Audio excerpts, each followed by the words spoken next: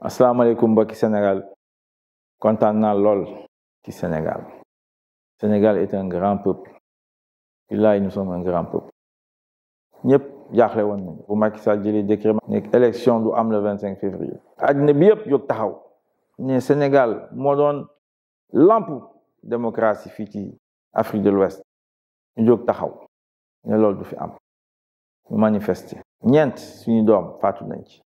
ñu leen di ñaanal yàlla xare leen àjjana ñoom ñëpp am ñu ci gaañu ñu tëj leen taxawaay boobu moo tax tey conseil constitutionnel am taxawaay bu mu am ne Macky Sall na nga xam ne le 2 avril sa mandat jeex na mënatuloo nekk président de la République du Sénégal. maa ngi leen di tàllal loxo nag le 24 mars parce que xale yi dañoo war a tekki dañoo war a am njëriñ loolu mooy wax di leen gërëm leen sant ba beneen yoon asalaamaaleykum wa rahmatullah.